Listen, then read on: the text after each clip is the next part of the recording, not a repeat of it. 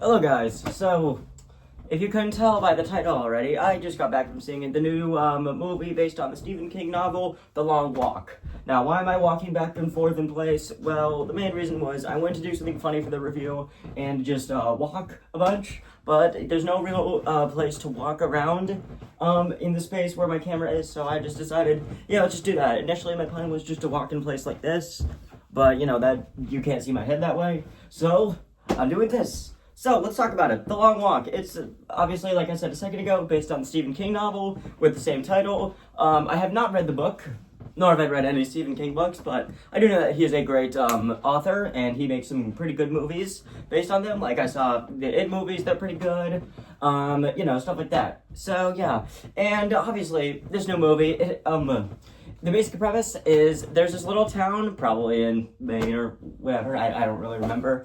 That's like, I'm pretty sure that's a common thing that Stephen King does, is have all his stories take place in like one state. I think it's Maine. Correct me in the comments if I'm wrong, but I'm not 100% sure. But basically, this small town, what happens is basically just like Hunger Games, kind of, where basically there's the, they have to take like 50 different kids, like, you know, around my age, 16, something like that, basically, and they just walk for 3 miles an hour at a consistent pace, and they just walk until there's one person left. And basically, you get 3 warnings if you slow down. If you go, you know, too slow, that being, you know, under 2.9 miles per hour or lower.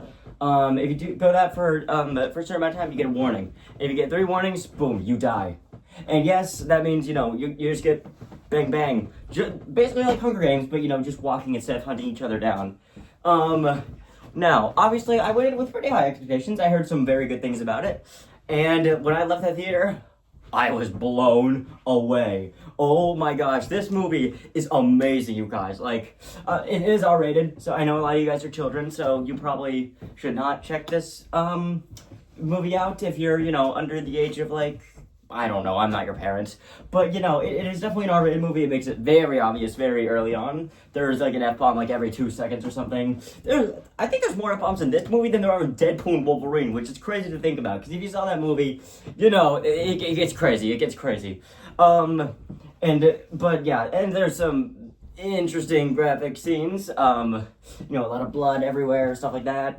For obvious reasons, you know, you get shot down. There's, like, ton of people get shot down. But yeah, let's talk about it. So, obviously, I wanted to let you guys know this movie hooked me in like the entire time. Now, if you guys want proof of that, hold on, let me just grab this. Now, here's my Reese's Pieces from the movie. There's still some left. Now, normally, I tear through the Reese's Pieces within the first like 20 minutes of a movie, or like, you know, within 20 minutes of a movie. Not usually the first. Well, usually it is the first, but you know. And even more proof. This drink, I took like maybe 10 small sips of this. Yeah, it's still, also I got the Chucky one. I saw the Freddy Fazbear version of the Fanta. I have it. Oh, 1 second. Here it is. Actually, I have the Freddy Fazbear Fanta. I'm keeping it because, you know, it's limited edition and all that. Oh, no. I'm still trying to walk. Jeez, this is impossible. Yeah, I'd probably be dead by now. Okay, well, I can, since this isn't actually the movie. Look at that. Yeah, it's ready. It's limited time, that's why I'm keeping it. But whatever. Don't worry, I washed it down and everything, so like it's not gross or anything. So, yeah, anyway, that's besides the point. I did see the Fanta ad at the beginning, you know, the one with Freddy and Chucky and the Grabber and Megan and all those people, but that's besides the point. That's besides the point. The movie is great, like I said. Now, obviously, I wasn't expecting it to be, like, you know, amazing. I expected it to be really good and all. I wasn't expecting it to be, like, movie of the year. And is it my favorite movie of the year? Probably not. I liked it better than... I'd say I liked it... I'm about to get myself killed. I liked it better than Superman. Yeah, I said it. I liked it better than Superman. Like this... Like, obviously, I love Superman. I love what James Gunn's doing with the DC so far. With the DC universe. Like, I'm loving Peacemaker. Peacemaker has 1 more episode as I'm recording this, and probably as I'm posting this. Which I'm very excited for, but whatever. But yeah, I like this movie better than Superman, because, you know, Superman has flaws. This movie is almost flawless. Now, I want to get some negatives out of the way. Obviously, this movie takes place in the 1960s, which I wish they played more into that theme a little bit, of like the whole 60s theme, which, you know, they do make some stuff up, like, about, you know, war and everything, but, you know, they don't really play into the 1960s, aesthetic too much, like, aside from, like, the cars and stuff, like, the cars you could definitely tell are very old, but, like, that's the biggest indicator, and sometimes the clothing, that a lot of the characters wear. That's like the biggest indicator that it takes place in the 60s. Also, I had one more negative. I forget what it is. Oh yeah. Basically, it's all led by this one general guy, which is played by Mark Hamill, by the way. Definitely the biggest name in this movie. And I really wish that we got to know more about him, because like he's definitely the most mysterious character. We did get like a couple like rumors or whatever, like oh, this guy, he gets to shower unlike us. That's bullcrap. Obviously it is, because this is a terrible system and everything. But also we get one really insane connection with Mark Hamill's character and the main character. Now let's talk about the characters. Now I cared about every single one of these characters. I know I said this about Thunderbolts, which I like Thunderbolts a teeny bit more, but that's besides the point. But like obviously I really did not give a crap about Valentina in Thunderbolts. Like in this movie, I cared about everybody. Like even like characters that seem to have sucked toward the beginning, like they shape up, they get better as the movie progresses, which that definitely comes true toward the end by obviously everybody dies except for like one character. Well, except for one character that did the long walk. And toward the end of the movie, when it becomes like stuck between two characters left, I was left wondering, who is gonna win?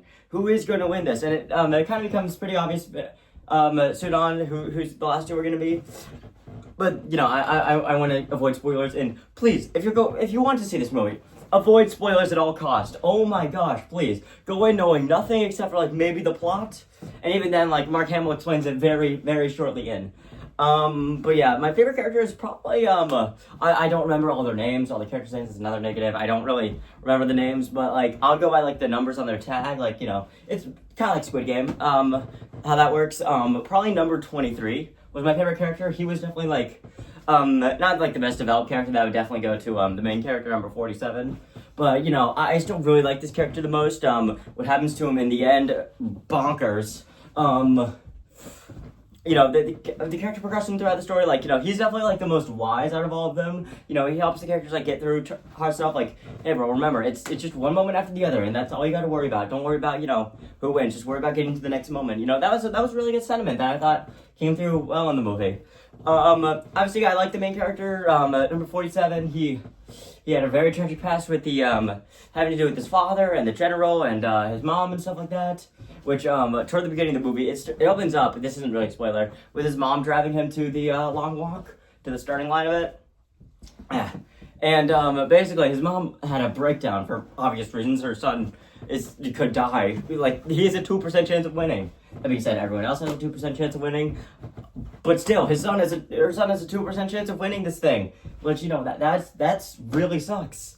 But yeah, you can definitely understand the mom's trauma that she's going through this moment, and you'll see later on in the movie what basically, I don't know what I'm doing anymore.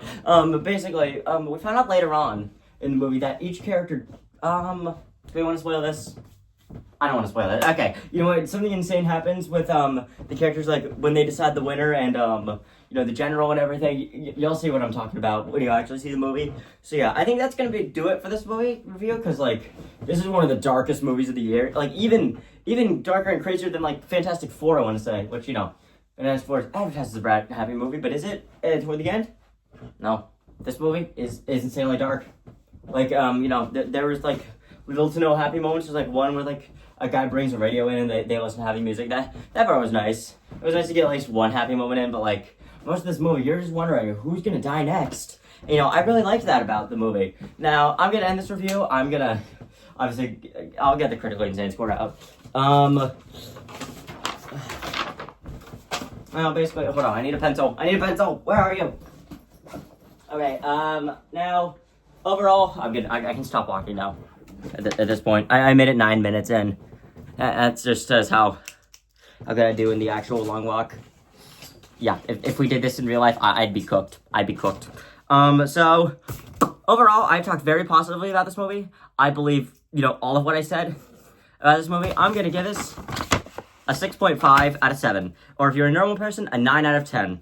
This movie is definitely, like, my third favorite movie of the year. It's behind Thunderbolts and Fantastic Four, but literally that's it. It's better than Superman. It's better than The Naked Gun. It's better than the live-action How to Train Your Dragon. It's better than the Minecraft movie, believe it or not. It's better than the Dogman movie, better than Captain America Brave New World, better than The Day the Earth Blew Up, a Looney Tunes movie. All those movies, yeah. No, I'm sorry, but this is definitely better. So yeah, thank you guys so much for watching. Leave a like, subscribe. I know. Also, thank you guys for 400 subscribers. Also, small update. You guys can help me pick out what I'm going to wear for Halloween. There's a poll on my community tab. You can go vote there. If you want to, please vote. There are 3 options. Also, if you have another suggestion, let me know in the comments here or on the community tab. Let me know there. Whatever. So yeah, I will see you guys in the next one. Take care.